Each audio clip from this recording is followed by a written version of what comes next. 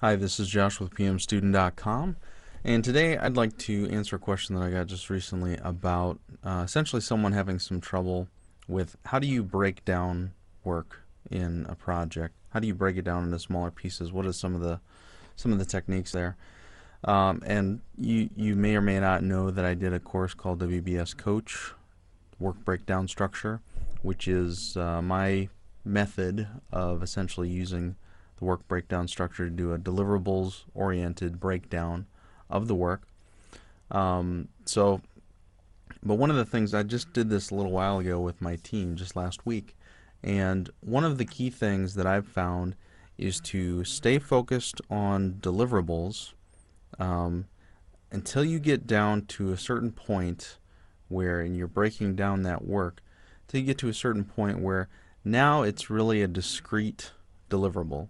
It's really something that you can say, I'm going to deliver that.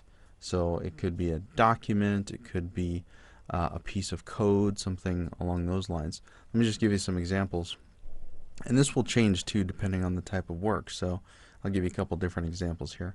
So if you're doing software programming, and I'm mostly used to the database world, so you may have in my project we've got a subsystem of the main system, and within that subsystem we have components. Those components are kind of logical packages, logical groupings of what are called packages, and the packages are groupings within the DBMS, within the database system, of the procedures that make up those packages.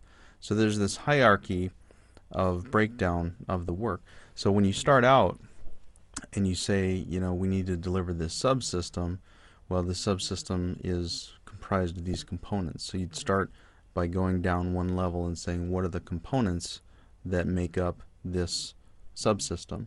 And then from there, you can go to each one of those components, break that down into the logical packages that would be there, and then in each package, you break that down into what are the types of functionality that need to happen within those packages, what are the procedures, what are the pieces of code that we need to deliver in order to make this thing go. And the key thing is that once you get all the procedures done, once they're all completed, now your deliverable, that package, is complete. So there's an example of something that's a little bit more discrete. If you took a look at a document, you wouldn't want to go any further down than a single document, of course, in terms of breaking down the work. But you may want to go to that level depending on the size of the document. It may be a collection of documents and you just group those into a deliverable. Maybe there's a collection of documents there. The level that you go is going to change based on your project and the complexity and everything like that. I don't like to break the work down in a work breakdown structure further than probably around the 40-hour mark, something along those lines. Once you get down to that point, and again, it kind of depends on what really qualifies as a discrete deliverable in your project and the type of work that you're doing.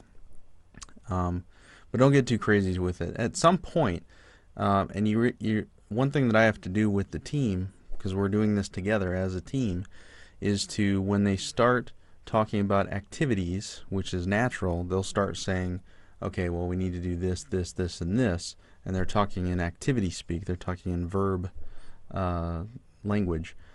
I need to redirect them and say, okay, guys, we're going to just focus on what needs to get delivered first. Once we break that down to a certain point, then we can talk about what are the activities that we need to do in order to make that happen. So that's probably the best way that I've found to make sure that that you're accounting for everything, is to stay focused on what you're delivering first, and then activities come only after you've defined the what.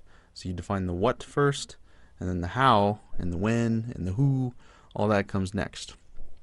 A couple different examples here. So let's just say that database administration, you've got DBA, database administration activities that need to happen, and within that database administration role that you've got, there are certain deliverables that are gonna come out.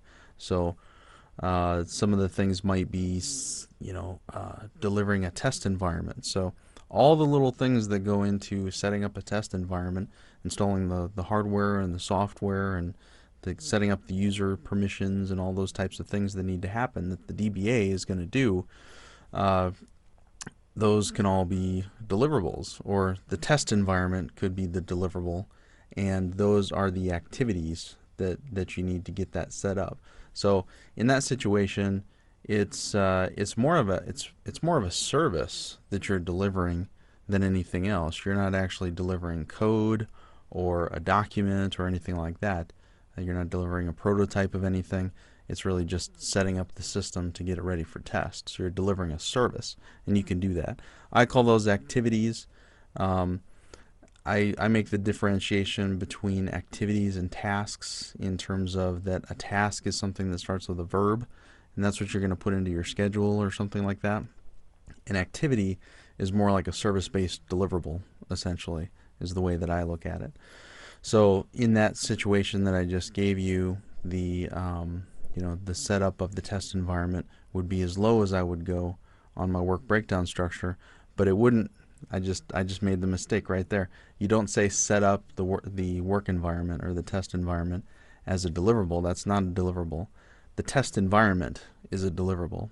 So you're going to deliver the test environment, and then when you get down into creating your basis of estimates or breaking down your activities, then you can get into the how and who's going to do it and all that kind of thing. Just another quick point. When I said earlier that the DBA role, I was just thinking about that in that way, but I don't recommend in your work breakdown structure doing the roles. I recorded a video about this a few days ago. If you pigeonhole things into a DBA bucket and a software engineer bucket and things like that, then you may have shared deliverables that multiple people are going to work on, and now you've got to either arbitrarily, put it over here and over here in your work breakdown structure, or you got to do something weird like that in order to make that work. So keeping it focused on deliverables, deliverables, deliverables. What does it look like when you get done? And when all these things are done, all the work packages get done on this work breakdown structure, you're 100% done with your project, and making sure that that's the case. So I hope that helps, and leave a comment below if you have any comments. This is Josh from PM Student.